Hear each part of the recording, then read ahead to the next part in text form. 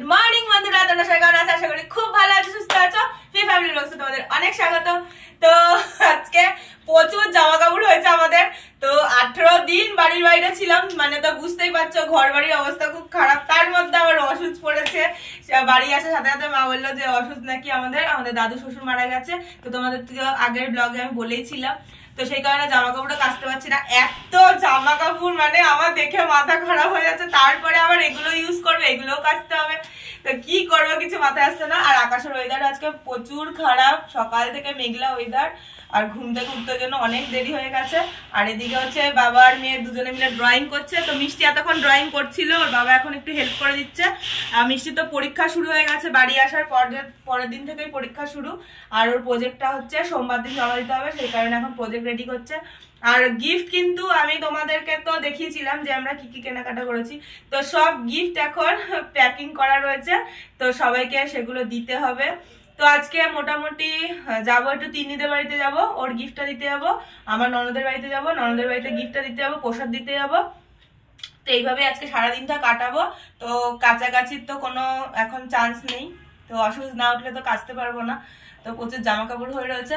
আর এখনো বিছনা কিছু তুলিনি, কারণ মিষ্টি অনেক বেলাত করে উঠেছে ঘুম থেকে। এখন মিষ্টি উঠবে, এই আঁকা মানে ওর ড্রয়িংটা হয়ে গেলে উঠবে। তারপর হচ্ছে বিছনা গোছাবো, তারপর খাওয়া দাওয়া করে তারপর হচ্ছে বেরোবো, হচ্ছে যাবো তিন্নিদের বাড়ি। তো এখন রেডি হয়ে গেছি, রেডি হয়ে যাচ্ছি তিন্নিদের বাড়ি। এই যে তিন্নির প্যাকেট হচ্ছে এটা, এই যে এটা হচ্ছে তিন্নিকে দেবো। এর মধ্যে সোয়েটার আছে একটা তিন্নির, আর তিন্নির দাদার একটা টি শার্ট আছে, এটা দেব, মানে সোয়েটার টি শার্ট ওটা দেব। আর এটা হচ্ছে দাদার কাছে দিয়ে দেব, মানে আমার দাদার দোকান আছে ওখানেই, তিন্নিদের বাড়ির পাশেই দাদার দোকান। তো দাদার বাড়িতে আর যাবো না, তো দাদাকে এটা দিয়ে দেবো। এই যে মিষ্টি সোনার একটু জ্বর মতন এসছে, এত ঘুরেছে না ঠান্ডায়, প্রচন্ড তো ঠান্ডা ছিল ওখানে, ঠান্ডায় ঘুরেছে, কম তো ঘোরা পড়েনি, সব জায়গায় ঘুরেছি। তো বাড়িতে এসে এখন একটু জ্বর মতন ভাব এসছে ওর, খুব জ্বর না, এমনি হালকা হালকা একটু জ্বর মতন এসছে। তো এখন বলছি একটু মুড়ি খা, কারণ পেটটাও ওর একটু খুব একটা ভালো নেই, পেটটাও একটু ডিস্টার্ব হয়েছে। তো আমি বললাম যে মুড়ি খা। তো ওকে রেখে যাচ্ছি হোদলের কাছে, আর আমি আর ও এখন যাবো হচ্ছে তিন্নিদের বাড়ি। তো এই চলে আসলাম তিন্নিদের বাড়িতে, দরজা বন্ধ। কিরে তিন্নি,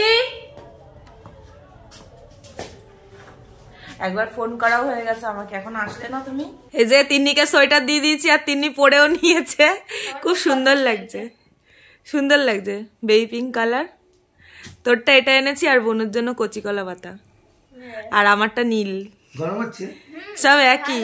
এই সোয়েটারই আমাদেরকে বাঁচিয়ে রেখেছিল। ভীষণ ঠান্ডা, ভীষণ ঠান্ডা বাবা, 5 ডিগ্রি 6 ডিগ্রিতে নেমে যেত। যখনই কথা বলতো মুখ থেকে ধোয়া বেরোচ্ছে। আর এখানে দেখো টিভি চলছে, এই যে দিদির শাশুড়ি বসে বসে টিভি দেখছে। তো এখন টিভি দেখছে উনি, আর ইনি এখন সোয়েটার পরেই ঘুরে বেড়াচ্ছে। এটা হচ্ছে বিকি দাদার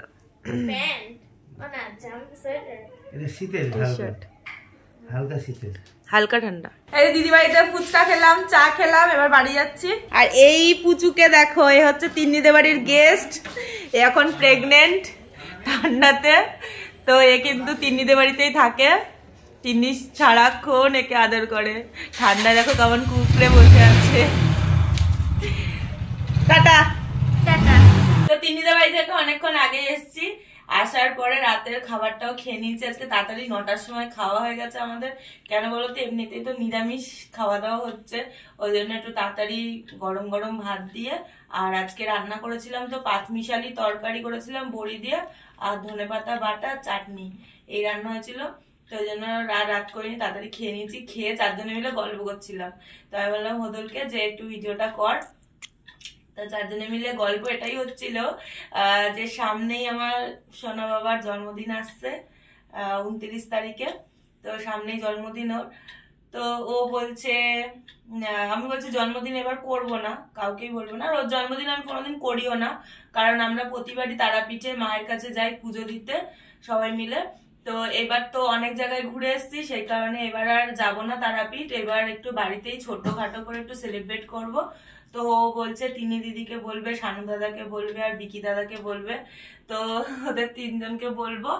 আর এই বাড়ির আমরা 4 জন, তো মিলে একটা ছোটখাটো সেলিব্রেট করব এমনি, তাই এই আলোচনা হচ্ছিল।